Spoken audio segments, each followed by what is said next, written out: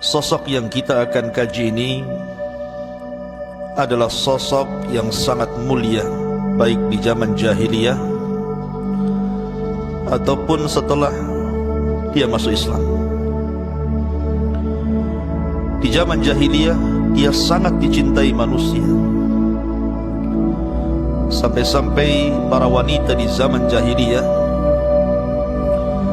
mengatakan kepada anak-anak mereka, ahabbakar rahman ka hubbi Quraisy li Utsman.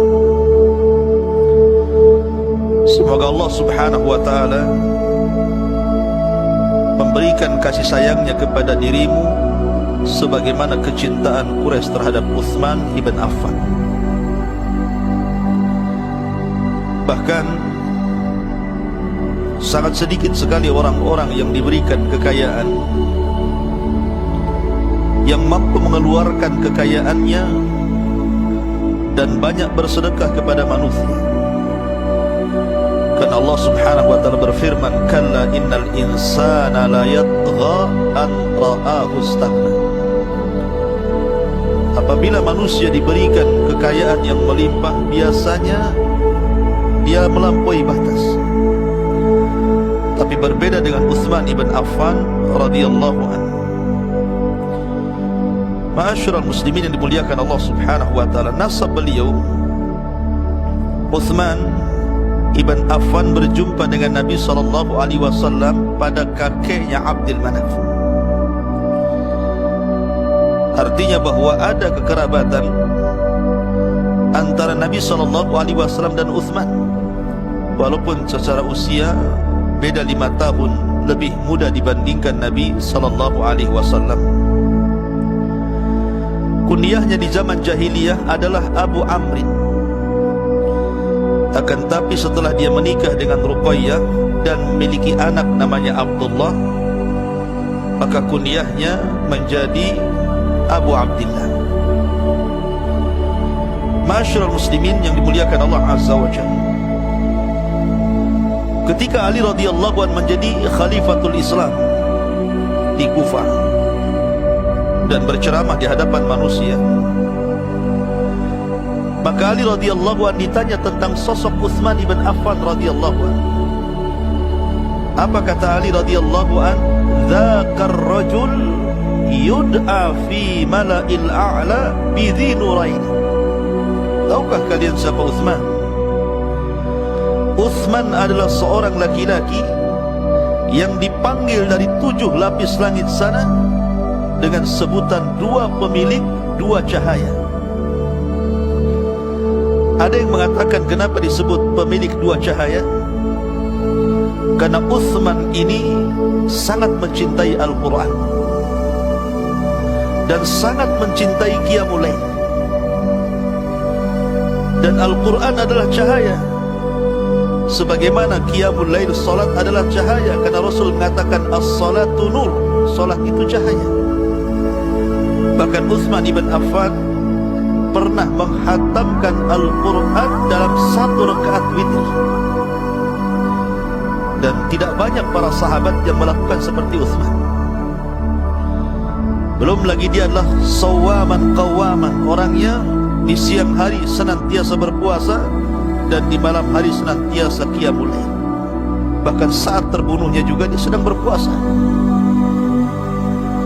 Ada juga yang mengatakan disebut 2 pemilik 2 cahaya itu karena dia menikahi 2 putri Nabi SAW, Ruqayyah dan Ummu Kulthum. Dan tidak ada sejak zaman Nabi Adam sampai kiamat dibangkitkan seorang laki-laki yang menikah dengan 2 putri Nabi kecuali Utsman bin Affan radhiyallahu anhu. Sebab itulah kemudian Utsman ibn Affan disebut 2 pemilik cahaya, Dzu Nuraini. Utsman ibn Affan satu di antara 10 sahabat yang dijanjikan masuk surga. Dalam satu redaksi hadis Rasul mengatakan Abu Bakrin fil jannah, Umar fil jannah, wa Utsman fil jannah. Abu Bakar di surga, Umar di surga, dan Utsman di surga.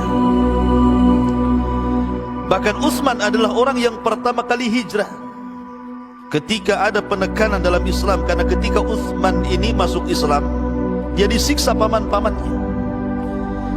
Karena tidak tahan dengan siksaan itu, maka dia diperintahkan Nabi SAW untuk membawa istrinya Ruqayyah hijrah ke Habasyah. Karena di sana ada Malikun Adil namanya Ashamah ibn Afjur yang dikenal dengan Najasyi. Seorang raja yang adil, Ashamah ibn Afjur, dan dia melindungi rakyatnya. Maka Utsman pun orang yang pertama kali hijrah bersama istrinya Ruqayyah. Sehingga perjuangan Utsman digambarkan dalam Al-Quran, walladzina hajaru fillahi min ba'di ma zulimu lanubawwi'annahum fid dunya hasanah wala ajrul akhirati akbar law kanu ya'lamun. Dan orang-orang yang mereka berhijrah karena Allah setelah mereka dizalimi, maka kami akan tempatkan mereka di dunia dengan kebaikan, dan mereka akan mendapatkan pahala yang besar kalau mereka mengetahuinya. Ayat ini, kata ahli tafsir, turun kepada Utsman ketika hijrah dari Mekah ke Habasyah. Dan juga Allah mengatakan, qul ya ibadilladzina amanu taqu rabbakum lilladzina ahsanu fi hadhihi dunya hasanah wa ardullahi wasi'ah innama yuwaffas sabiruna ajrahum bighairi hisab. Katakan ya Muhammad, wahai hamba-hamba Allah, hamba-hamba yang beriman, bertakwalah kepada Rabb kalian. Bagi orang-orang yang berbuat baik di dunia ini akan mendapatkan kebaikan, dan bumi ini luas. Sesungguhnya Allah Subhanahu wa ta'ala akan memberikan ganjaran kepada orang-orang yang sabar tanpa hisab. Ma'asyiral muslimin yang dimuliakan Allah Azza wa Jalla, ayat ini juga kata ahli tafsir menceritakan tentang Utsman dan orang-orang yang hijrah dari Mekah ke Habasyah. Utsman adalah sahabat keempat yang masuk Islam setelah Abu Bakar, kemudian Ali, kemudian Zaid ibn Harithah, kemudian Utsman. Jadi Utsman adalah sahabat yang keempat yang masuk Islam setelah Abu Bakar, Ali dan Zaid ibn Harithah, kemudian Utsman ibn Affan radhiyallahu anhu. Adapun kisah masuk Islam Utsman ibn Affan radhiyallahu anhu, ketika Abu Bakar Siddiq radhiyallahu anhu mengajak Utsman untuk mendatangi Nabi sallallahu alaihi wasallam, kemudian memuji Nabi sallallahu alaihi wasallam, dan ma'ruf Rasul itu Shadiqul Amin, dan itu dikenal di zaman jahiliyah. Ketika itu Abu Bakar kemudian menyeru masuk Islamnya Utsman untuk mendatangi Nabi sallallahu alaihi wasallam, dan Utsman langsung ikut dengan Abu Bakar menuju Nabi sallallahu alaihi wasallam dan mengikrarkan 2 kalimat syahadat. Ini intinya bahwa Abu Bakar Siddiq sangat berjasa tentang keislaman Utsman dan juga sahabat yang lainnya, dan kisahnya sudah kita kisahkan. Ma'asyiral muslimin yang dimuliakan Allah Azza wa Jalla, baik kita akan mengenal sedikit tentang keluarga Utsman ibn Affan radhiyallahu anhu. Ma'asyiral muslimin yang dimuliakan Allah Azza wa Jalla, sebelum dia masuk Islam atau di zaman jahiliyah, Utsman ini pernah menikah dengan 2 wanita. Pertama dengan Ummu Amrin bintu Jundub Ad-Dausiyah.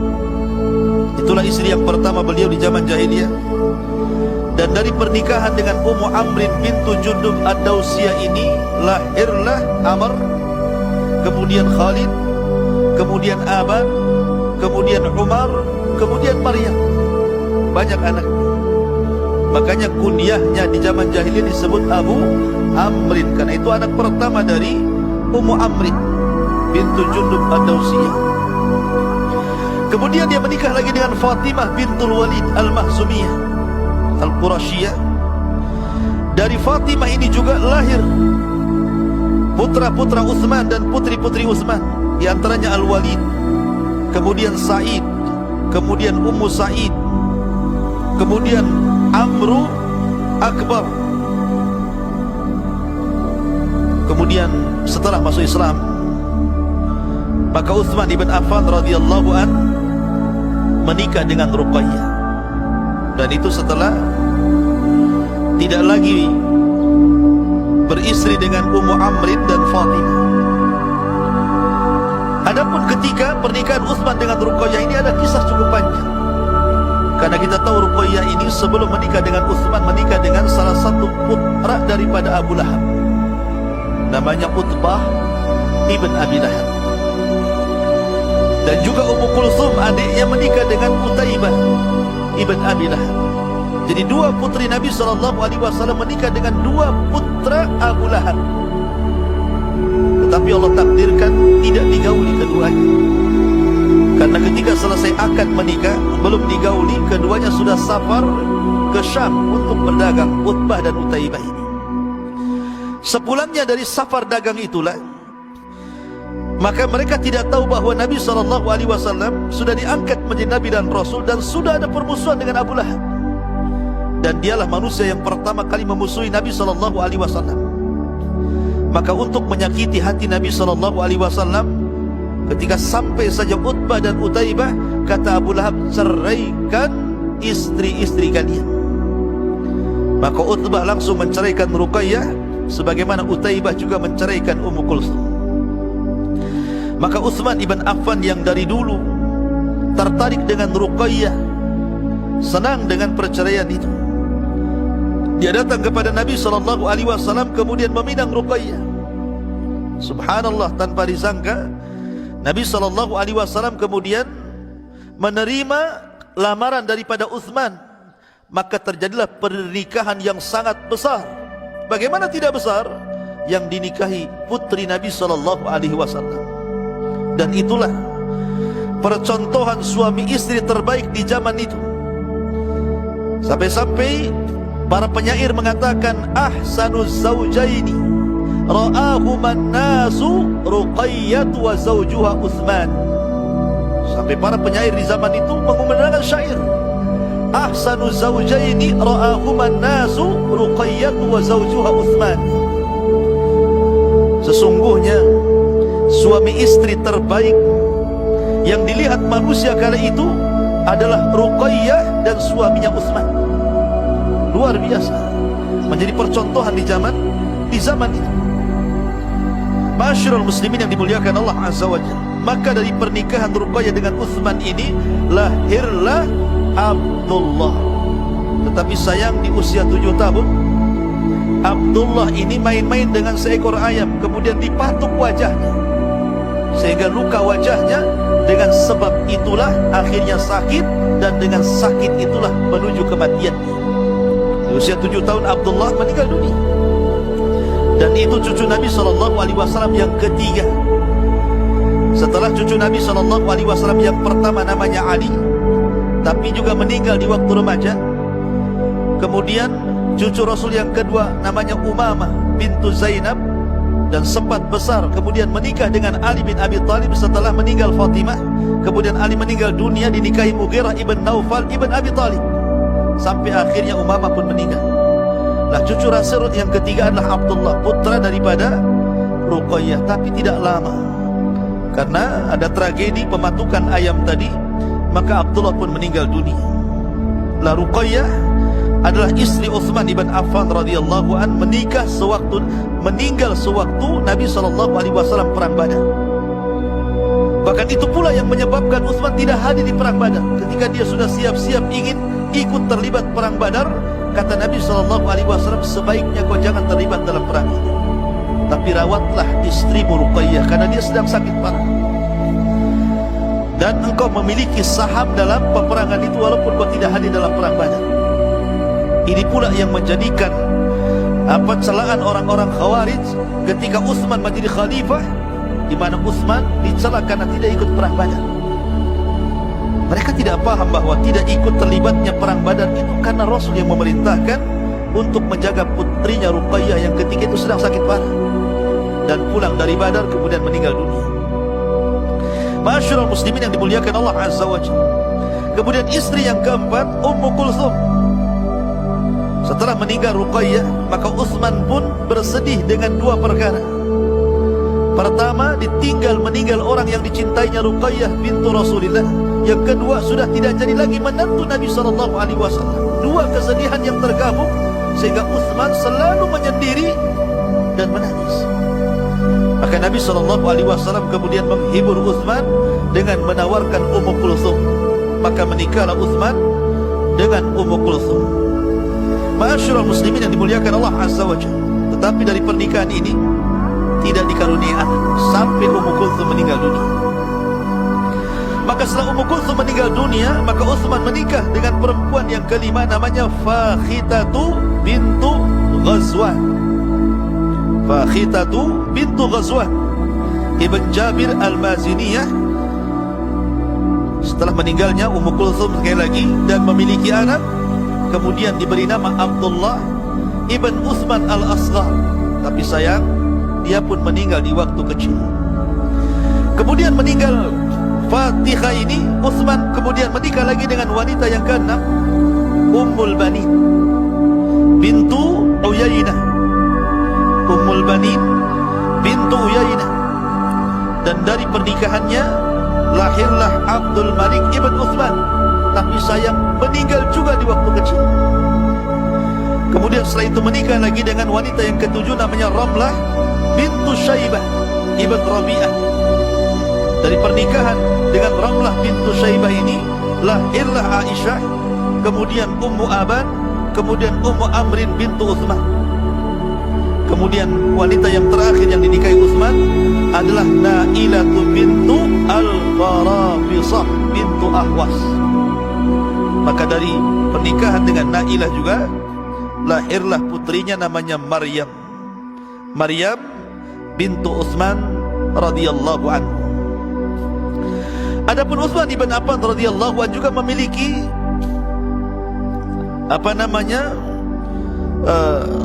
cucu-cucu daripada anak-anaknya. Artinya Utsman ini memiliki keluarga besar karena juga banyak menikah tadi. Ma'asyiral muslimin, ini sekilas dari keluarga Utsman ibn Affan radhiyallahu anhu. Tetapi yang kita fokuskan adalah kisah Utsman ibn Affan radhiyallahu anhu. Bagaimana kisahnya? Bagaimana perjuangan dakwahnya? Bagaimana mauqifnya? Bagaimana setelah dia menjadi khalifah? Dan bagaimana wafatnya? Ma'asyiral muslimin yang dimuliakan Allah Azza wa Jalla, Utsman ini dianggap di dalam akidah ahli sunnah wal jamaah banyak mauqif-mauqif yang kemudian menjadikan sebuah teladan. Di antaranya adalah dia memang sahabat yang disebutkan dalam Al-Quran as-sabiqun al-awwalun minal muhajirin wal ansar. Memang orang-orang awal-awal pertama-tama yang masuk Islam dari kalangan muhajirin dan juga ansar. Kemudian juga dengan menikahnya Utsman dengan Ruqayyah dan Ummu Kulthum menjadi cerita tersendiri. Karena tidak ada satupun sahabat Rasul SAW yang menikahi dua putri Nabi kecuali Utsman. Kalau Ali cuma dengan Fatimah. Kemudian juga dikenal dengan infak dan sedekahnya yang begitu banyak, baik di zaman jahiliyah ataupun setelah masuk Islam.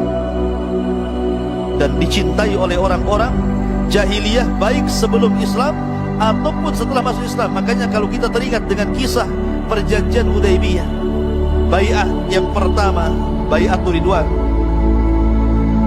ketika Nabi SAW hendak umrah tetapi kemudian dihalang-halangi. Kemudian ketika itu hendak mengutus Umar, tapi Umar mengatakan, ya Rasulullah, kalau aku kau utus akan jadi masalah, tapi utuslah Utsman karena dia dicintai Quraisy. Maka Utsman yang diutus. Rupanya dihabarkan bahwa Utsman dibunuh, padahal tidak dibunuh, tapi habar sampai Utsman dibunuh. Kemudian Nabi SAW membaiat seluruh para sahabat untuk menebus darah Utsman. Terjadilah baiat yang pertama. Ma'asyiral muslimin yang dimuliakan Allah Azza wa Jalla, banyak hadis-hadis Nabi SAW yang menceritakan tentang fadilah Utsman ibn Affan radhiyallahu anhu. Di antaranya hadis daripada Abi Musa al-Ash'ari radhiyallahu anhu, ketika Nabi SAW berada di kebun, masuk Abu Bakar dan diizinkan, kemudian dihabarkan dengan sorga. Kemudian masuk Umar dan diizinkan, kemudian dihabar gembirakan dengan sorga. Kemudian masuk Utsman, Maka Nabi SAW kemudian mengatakan, abshir bil jannah ala balwa yusibu. Berikan kabar gembira kepada Utsman bahwa dia akan masuk surga, tapi dengan balwa yusibu, dengan sebuah musibah yang akan diderita Utsman. Ya, karena kematian Utsman ini tragis. Bayangkan dia dikepung oleh 5.000 pasukan rumahnya, tentara Sabaiyah membawa senjata lengkap, sementara tentara di Madinah sedang haji. Utsman dikepung selama 40 hari 40 malam, tidak bisa keluar ke Masjid Nabawi, padahal dia yang meluaskannya. Sampai akhirnya terbunuh dengan sangat sadis. Nanti dikisahkan bagaimana kematiannya. Kemudian juga hadis Anas bin Malik radhiyallahu anhu, ketika Nabi SAW kemudian bersama Abu Bakar, Umar dan Utsman berada di Bukit Uhud, di Gunung Uhud, tiba-tiba Gunung Uhud bergegar semacam lini. Maka Rasul mengatakan, uskun ya Uhud, diam wahai Uhud, sesungguhnya di atas dirimu ada nabiyun wa siddiqun wa syahidan. Di atasmu ada seorang nabi, seorang siddiq, dan 2 orang yang mati syahid. Ya, karena Umar meninggal mati syahid dibunuh Abu Lulu al-Majusi, dan Utsman juga mati syahid dibunuh orang-orang Khawarij. Kemudian hadis yang sama ketika Nabi SAW berada di atas Bukit Hira. Ketika itu ada beberapa para sahabat yang di atasnya, di antaranya Abu Bakar, Umar, Utsman, Ali, Talha, Zubair. Tiba-tiba bukit itu bergegar.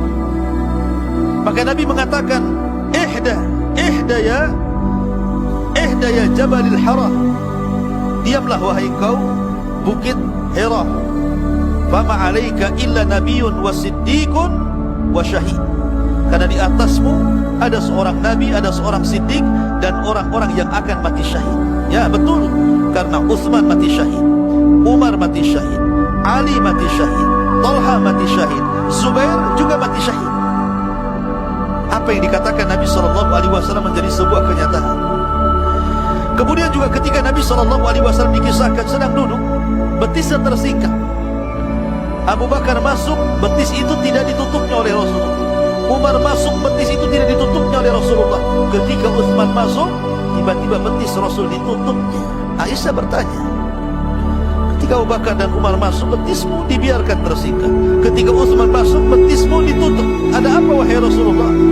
Maka Nabi SAW mengatakan, ya Aisyah, ala tastahi, tidakkah kau malu kepada orang yang yastahi minhumul malaikah, yang malaikat malu kepadanya? Kalau malaikat saja malu kepadanya, maka aku pun malu kepada Utsman. Lihat bagaimana Nabi SAW memuliakan Utsman ibn Affan melebihi Abu Bakar dan Umar. Makanya wajar ketika meninggal Ummu Kulthum, kemudian Utsman bersedih, Nabi mengatakan, ya Utsman, kalau aku memiliki 10 anak putri, maka aku akan nikahkan satu persatu denganmu.